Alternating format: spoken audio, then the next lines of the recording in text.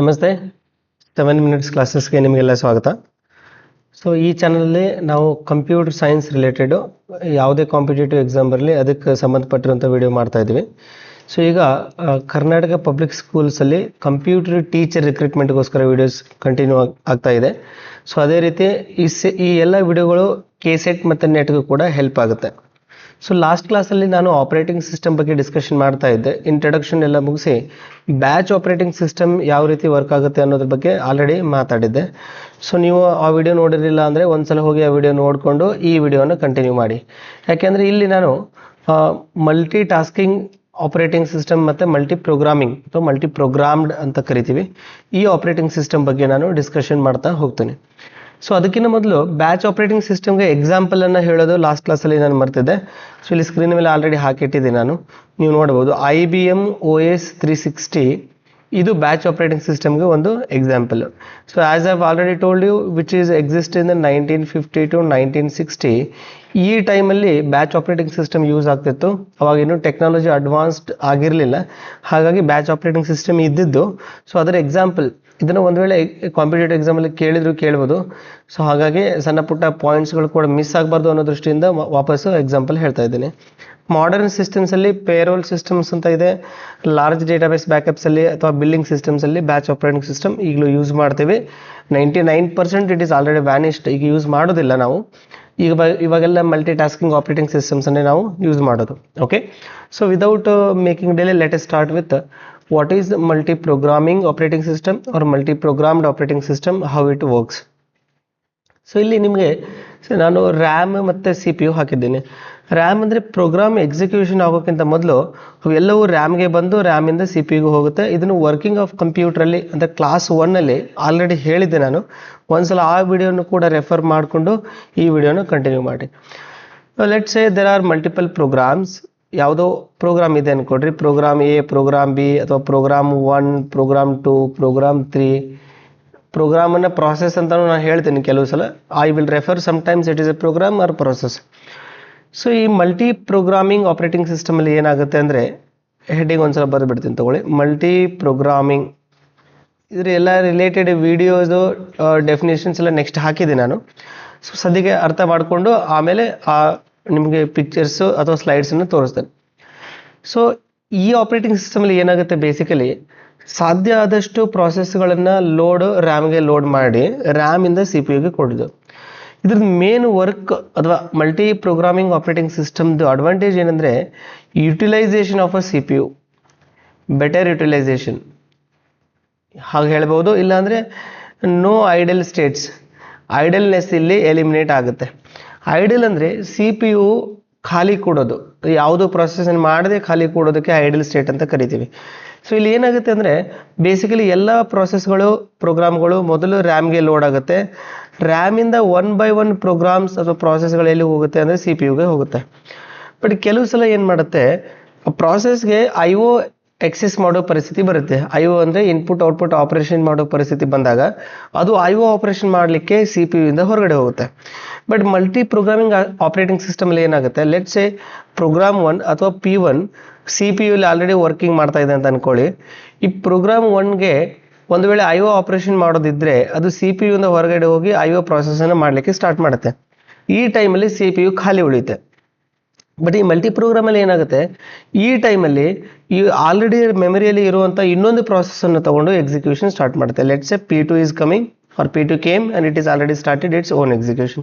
ಇದೇ ರೀತಿ if P2 is also needed to execute IO operation, it will go to IO operation and again P3 will be loaded. So ಈ ರೀತಿ 1 by 1 ಪ್ರಾಸೆಸ್ಗಳು ಮೆಮರಿಯಿಂದ CPUಗೆ load ಆಗ್ತಾ ಹೋಗುತ್ತೆ. ಇದರಿಂದ CPU ಯಾವಾಗಲೂ ಖಾಲಿ ಕೊಡೋದಿಲ್ಲ. ಯಾವಾಗ ಈ P3 ಅಥವಾ P1 IO ಆಪರೇಷನ್ ಕಂಪ್ಲೀಟ್ ಮಾಡುತ್ತೋ ಆವಾಗ ಮತ್ತೆ ವಾಪಸ್ಸು CPUಗೆ ಬರುತ್ತೆ, ಅದರ ಎಕ್ಸಿಕ್ಯೂಷನನ್ನು ಕಂಪ್ಲೀಟ್ ಮಾಡ್ಕೊಳ್ಳುತ್ತೆ. ಬಟ್ ಇದರ ಅಡ್ವಾಂಟೇಜ್ ಏನು, CPU utilization will be more and there is no idle state in the multi programming operating system. ಯಾಕೆ ಅಂದರೆ ಆಲ್ರೆಡಿ ಎಲ್ಲ ಪ್ರೊಸೆಸ್ಗಳು ಮೆಮರಿಗೆ ಲೋಡ್ ಆಗಿದೆ, ಮೆಮರಿಯಿಂದ CPUಗೆ ಹೋಗುತ್ತೆ.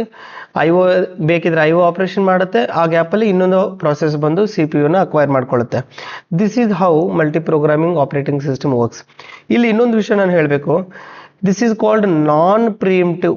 ಇಲ್ಲಿ ಎರಡು ವರ್ಡ್ ನೆನಪಿಟ್ಕೊಳ್ಳಿ, ಪ್ರಿಎಂಪ್ಟಿವ್ ಮತ್ತು ನಾನ್ ಪ್ರಿಎಂಪ್ಟಿವ್. ಪ್ರಿಮಿಟಿವ್ ಮತ್ತು ನಾನ್ ಪ್ರಿಮಿಟಿವ್ ಅಂದರೆ, ಪ್ರಿಮಿಟಿವ್ ಅಂದರೆ ಒಂದು ಸಲ ಪ್ರಾಸೆಸ್ ಎಕ್ಸಿಕ್ಯೂಷನ್ ಸ್ಟಾರ್ಟ್ ಆದರೆ ಆ ಪ್ರಾಸೆಸ್ ಕಂಪ್ಲೀಟ್ ಆಗೋವರೆಗೂ ಸಿ ಪಿ ಯು ಅಲ್ಲೇ ಇರುತ್ತೆ. Okay, let's say there is no I O operation, ಸದ್ಯಕ್ಕೆ ಐ ಒ ಆಪರೇಷನ್ ಇಲ್ಲ ಅಂದ್ಕೊಳ್ಳಿ. P1 ಅರೈವ್ ಆಗಿ ಸಿ ಪಿ ಯು ಬಂದರೆ ಅದು ಪ್ರಾಸೆಸ್ ಕಂಪ್ಲೀಟ್ ಆಗೋವರೆಗೂ ಸಿ ಪಿ ಯು ಅಲ್ಲೇ ಇರುತ್ತೆ. ಪ್ರಾಸೆಸ್ ಮುಗಿದ್ಮೇಲೆ ಅಥವಾ ಎಕ್ಸಿಕ್ಯೂಷನ್ ಮುಗಿದ್ಮೇಲೆ ಹೊರಗಡೆ ಹೋಗುತ್ತೆ, ಇನ್ನೊಂದು ಪ್ರಾಸೆಸ್ ಸಿ ಪಿ ಯುಗೆ ಎಂಟರ್ ಆಗುತ್ತೆ. ಸೊ ಈ ರೀತಿ ವರ್ಕ್ ಆಗುತ್ತೆ. ಇನ್ನೊಂದು ಆಪರೇಟಿಂಗ್ ಸಿಸ್ಟಮ್ ಇದೆ, that is called multi tasking. ಅಲ್ಲಿ ಏನಾಗುತ್ತೆ ಅಂದರೆ, ಒಂದು ಪ್ರಾಸೆಸನ್ನು ಸಿ ಪಿ ಯುಗೆ ಕೊಟ್ಟಾದಮೇಲೆ ಫೋರ್ಸ್ಫುಲಿ ಪ್ರಾಸೆಸನ್ನು ರಿಮೂವ್ ಮಾಡಿ ಕೂಡ ವಾಪಸ್ಸು ರೆಡಿ ಕ್ಯೂಗೆ ಕಳಿಸಬಹುದು. ಸೊ ಅದು ಮಲ್ಟಿ ಟಾಸ್ಕಿಂಗಲ್ಲಿ ಬರುತ್ತೆ. ಸೊ ಈ ರೀತಿ ಆಲ್ರೆಡಿ ಎಕ್ಸಿಕ್ಯೂಟ್ ಆಗ್ತಿರೋ ಪ್ರಾಸೆಸನ್ನು ತೆಗೆದು ವೇಟಿಂಗಲ್ಲಿ ಇಡೋದು ಅಥವಾ ರೆಡಿ ಕ್ಯೂಗೆ ಕಳಿಸೋದಕ್ಕೆ ನಾವು ಪ್ರಿಮಿಟಿವ್ ಅಂತ ಕರಿತೀವಿ. Multi programming is always non primitive. Okay, multi tasking is always primitive. Next ಅದೆಲ್ಲ ಸ್ಲೈಡ್ಸಲ್ಲಿ ಹಾಕಿದ್ದೀನಿ, ಒಂದ್ಸಲ ಗ್ಲಾಸ್ ಮಾಡ್ಕೊಂಡು ಬರೋಣ. ಮಲ್ಟಿ ಪ್ರೋಗ್ರಾಮಿಂಗ್ ಆಪರೇಟಿಂಗ್ ಸಿಸ್ಟಮ್ ಅಂದರೆ ಏನು, ಅದು ಯಾಕೆ ಬೇಕು, ಅದರ ಡೆಫಿನೇಷನ್ ಏನು ಅಂತ ಸ್ಕ್ರೀನ್ ಮೇಲೆ ಹಾಕಿದ್ದೀನಿ. ಒಂದ್ಸಲ ನೀವು ಅದನ್ನು ನೋಡಿ. ಸ್ಟೋರಿ ಆಲ್ರೆಡಿ ನಾನು ಎಕ್ಸ್ಪ್ಲೇನ್ ಮಾಡಿದ್ದೀನಿ, ಡೆಫಿನೇಷನ್ ಬೇಕಿದ್ರೆ ನೀವು ನೋಡ್ಬೋದು ಸ್ಕ್ರೀನ್ ಮೇಲೆ. ಓಕೆ, ಬೇಕಿದ್ರೆ ಸ್ಕ್ರೀನ್ಶಾಟ್ ತಗೊಳ್ಳಿ ಇದನ್ನು. ನೆಕ್ಸ್ಟು ಇಲ್ಲಿ ನೋಡಿ, ಅದರ ಪಿಕ್ಚರ್ ಅರ್ಥ ಮಾಡಿಸೋದಕ್ಕೆ ಒಂದು ಇಮೇಜ್ ಕೂಡ ಹಾಕಿದ್ದೀನಿ. ಪ್ರೋಗ್ರಾಮರ್ ಏನು ಮಾಡ್ತಾರೆ ಅಂದರೆ, ಅದು ಪ್ರಾಸೆಸನ್ನು ಅಥವಾ ಯೂಸರ್ ಏನು ಮಾಡ್ತಾರೆ, ಯಾವ ಸಾಫ್ಟ್ವೇರನ್ನು ಎಕ್ಸಿಕ್ಯೂಟ್ ಮಾಡಬೇಕು. ಪ್ರಾಸೆಸ್ ಅಂದರೆ ಅದು ಕೂಡ ಒಂದು ಸಾಫ್ಟ್ವೇರ್ ಬೇಸಿಕಲಿ. ಓಕೆ, ಎಕ್ಸಿಕ್ಯೂಟ್ ಮಾಡಬೇಕು, ಅದನ್ನು ಡಬಲ್ ಕ್ಲಿಕ್ ಮಾಡಿ ಓಪನ್ ಮಾಡ್ತಾರೆ ಅಂತ ಇಟ್ಕೊಳ್ಳಿ. ಅಥವಾ ಯಾವುದೋ ಒಂದು ಸಿ ಪ್ರೋಗ್ರಾಮ್ ನೀವು ಬರೆದು ಸೇವ್ ಮಾಡಿದ್ದೀರಿ, ಅದನ್ನು ಎಕ್ಸಿಕ್ಯೂಷನ್ಗೆ ಕೊಡಬೇಕು. ಎಕ್ಸಿಕ್ಯೂಷನ್ಗೆ ಕೊಡಬೇಕು ಅಂದರೆ ಏನು ಮಾಡ್ತೀರಿ, ಕಂಪೈಲರ್ಗೆ ಕೊಡ್ತೀರಿ. ಬಟ್ ಅದು ರನ್ ಆಗ್ತಿರೋದು ಎಲ್ಲಿ ರನ್ ಆಗುತ್ತೆ, ಸಿ ಪಿ ಯು ಅಲ್ಲೇ ರನ್ ಆಗುತ್ತೆ. ಈಗ program A, program B, program C ಅಂತ ಆಲ್ರೆಡಿ ಇಲ್ಲಿ ಬರ್ದಿದೆ ನೋಡಿ. ಪ್ರೋಗ್ರಾಮ್ ಎ, ಪ್ರೋಗ್ರಾಮ್ ಬಿ, ಈ ರೀತಿ. Program A C P U ಅಲ್ಲಿ ಇದೆ ಅಂದ್ಕೊಳ್ಳಿ, ಎಕ್ಸಿಕ್ಯೂಷನ್ ನಡೀತಾ ಇದೆ. ಅದಕ್ಕೆ ಐ ಒ ಪರ್ಫಾರ್ಮ್ ಮಾಡೋದಿದ್ರೆ ಅದು ಐ ಒ ಆಪರೇಷನ್ ಮಾಡ್ಲಿಕ್ಕೆ ಹೋಗುತ್ತೆ. ಆ ಟೈಮಲ್ಲಿ ಸಿ ಪಿ ಯುಗೆ ಪ್ರೋಗ್ರಾಮ್ ಬಿ ಬರುತ್ತೆ. ವೇಟ್ ಮಾಡೋದಿಲ್ಲ, ಪ್ರೋಗ್ರಾಮ್ ಬಿ ಬರುತ್ತೆ. ಒಂದು ವೇಳೆ ಪ್ರೋಗ್ರಾಮ್ ಬಿಗೂ ಕೂಡ ಐ ಒ ಆಪರೇಷನ್ ಮಾಡೋದಿದ್ರೆ ಸಿ ಪಿ ಯುಗೆ ಪ್ರೋಗ್ರಾಮ್ ಸಿ ಬರುತ್ತೆ. ಒಂದು ವೇಳೆ ಆ ಗ್ಯಾಪಲ್ಲಿ ಎ ಪ್ರೋಗ್ರಾಮು ಅದರ ಐ ಒ ಆಪರೇಷನ್ ಕಂಪ್ಲೀಟ್ ಮಾಡಿದರೆ ಮತ್ತೆ ಎನ್ನು ರೆಸ್ಯೂಮ್ ಮಾಡ್ಕೊಳ್ತಾ ಹೋಗುತ್ತೆ. ಸೊ ಈ ರೀತಿ ಸಿ ಪಿ ಯು ಯಾವಾಗಲೂ ಖಾಲಿ ಕೂಡದೆ ಪ್ರಾಸೆಸನ್ನು ಕಂಟಿನ್ಯೂ ಮಾಡ್ತಾ ಹೋಗುತ್ತೆ. ನಿಮಗೆ ರಿಯಲ್ ಲೈಫ್ ಎಕ್ಸಾಂಪಲ್ ಹೇಳೋದಾದರೆ, ಲೆಟ್ಸ್ ಸೇ ನೀವು ಒಂದು ಸ್ಕೂಲಲ್ಲಿ ಟೀಚರ್ ಆಗಿದ್ದೀರಿ ಅಂತ ಅಂದ್ಕೊಳ್ಳಿ. ಅಲ್ಲಿ ಸ್ಟೂಡೆಂಟ್ಸ್ಗೆ ನೀವೇನು ಮಾಡಿದಿರಿ, ಇವತ್ತು 1 hour ಡೌಟ್ ಸೆಷನ್ ಅಂತ ಮಾಡ್ತಾ ಇದ್ದೀರಿ ಅಂತ ಅಂದ್ಕೊಳ್ಳೋಣ. ಸೊ ನೀವೇನು ಮಾಡ್ತೀರಿ, ಸ್ಟೂಡೆಂಟ್ಸನ್ನ 1 by 1 ಕರಿತೀರಿ. ಅವ್ರಿಗೆ ಹೇಳ್ತೀರಿ, ನೀವು 1 by 1 ಬರೋದು, ನಿಮ್ಮ ಡೌಟ್ ಕೇಳೋದು, ನಾನು ಡೌಟ್ ಸಾಲ್ವ್ ಮಾಡ್ತೀನಿ, ಆಮೇಲೆ ಹೋಗೋದು ಅಂತ ಹೇಳ್ತೀರಿ. ಸ್ಟೂಡೆಂಟ್ಸ್ ಬಂದರು, ಒಬ್ಬ ಸ್ಟೂಡೆಂಟ್ ಬಂದ, ನೀವು ಡೌಟ್ ಹೇಳ್ಕೊಟ್ರಿ, ಆ ಸ್ಟೂಡೆಂಟ್ ಎಲ್ಲ ಡೌಟ್ ಸಾಲ್ವ್ ಆಯಿತು, ಅವ್ನು ವರ್ಕ್ ಕಂಪ್ಲೀಟ್ ಆಯಿತು, ಅವನು ಅಲ್ಲಿಂದ ಹೊರಗಡೆ ಹೋದ, ಅಂದರೆ ಆ ಕ್ಯೂ ಇಂದ ಹೊರಗಡೆ ಹೋದ.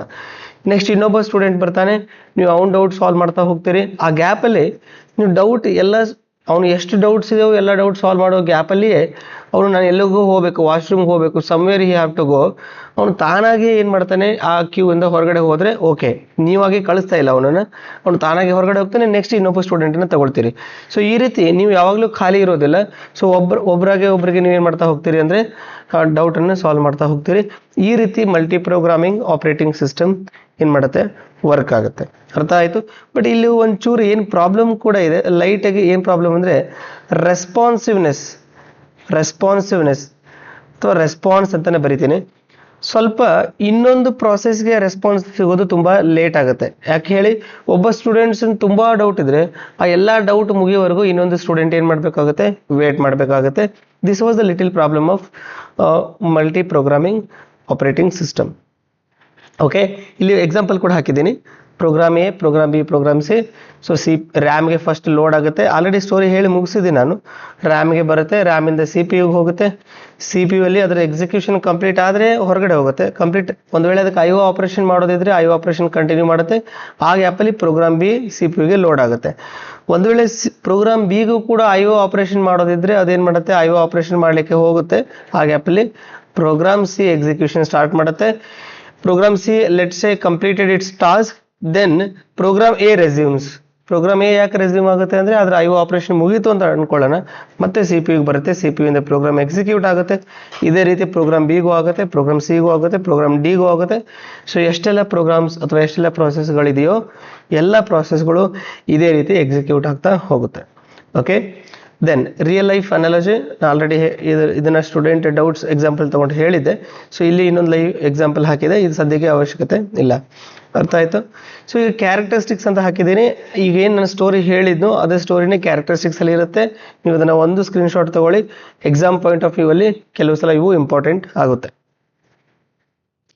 ಓಕೆ, ಅಡ್ವಾಂಟೇಜ್ ಡಿಸ್ಅಡ್ವಾಂಟೇಜ್ ಕೂಡ ಹಾಕಿದ್ದೀನಿ. ನೀವು better you take a screenshot, ಯಾಕಂದರೆ ನಾನು ಎಕ್ಸ್ಪ್ಲೇನ್ ಮಾಡ್ತಾ ಹೋದರೆ ಇದಕ್ಕೆ ತುಂಬ ಟೈಮ್ ಕನ್ಸ್ಯೂಮ್ ಆಗುತ್ತೆ. ಇಲ್ಲ high C P utilization, better throughput, reduced C P U idle time, better resource utilization, improved ಅಂತ ಇದೆ ಇವೆಲ್ಲ.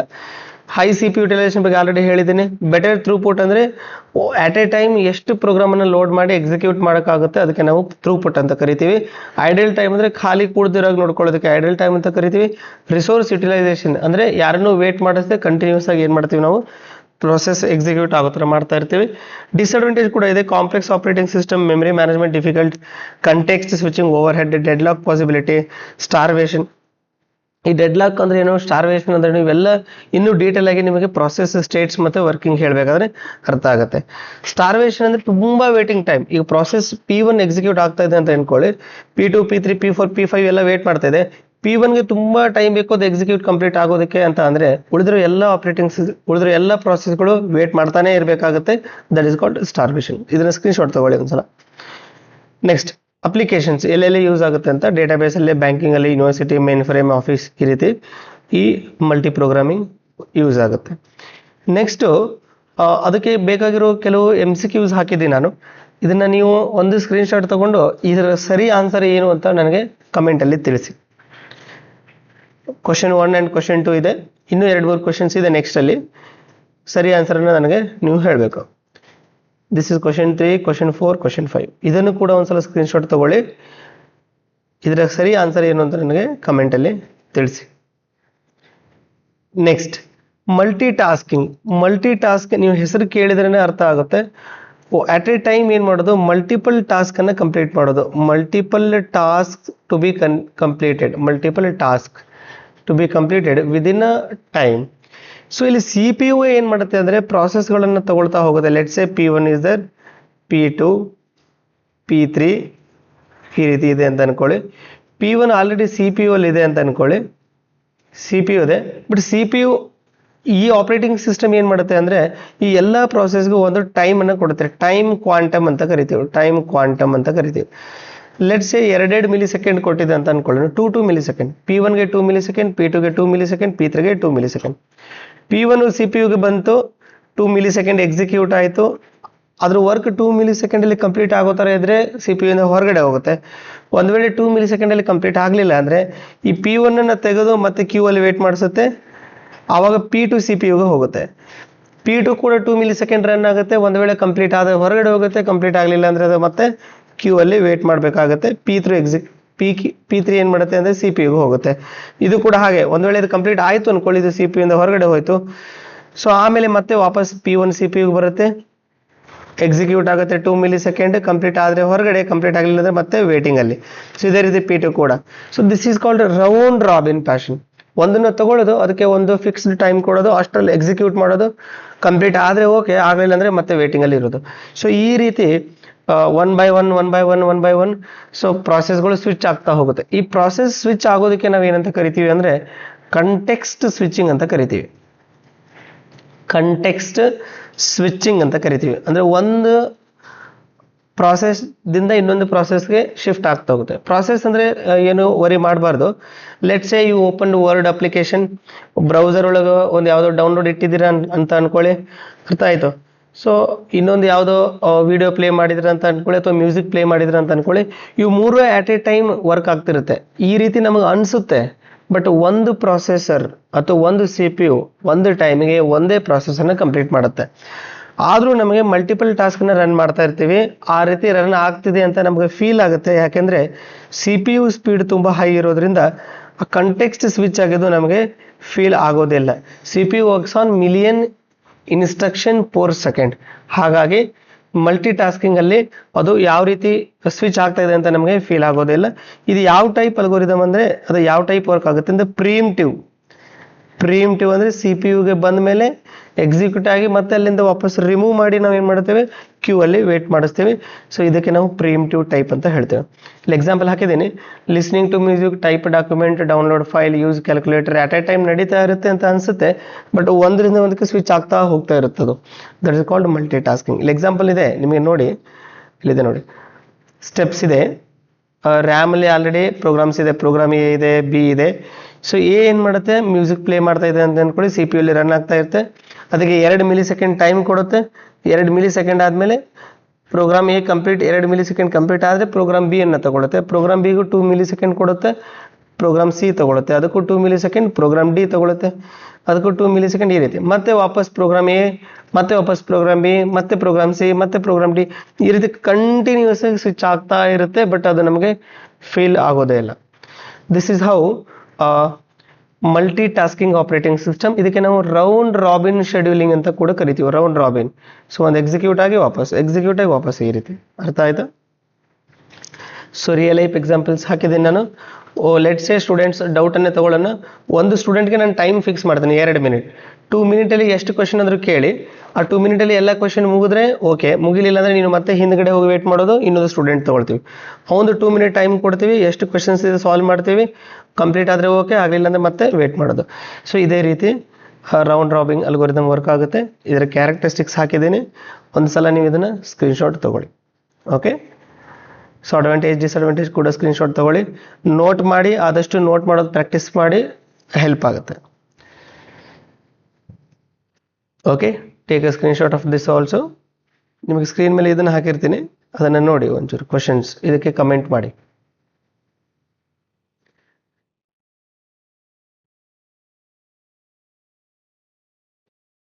Okay, thank you.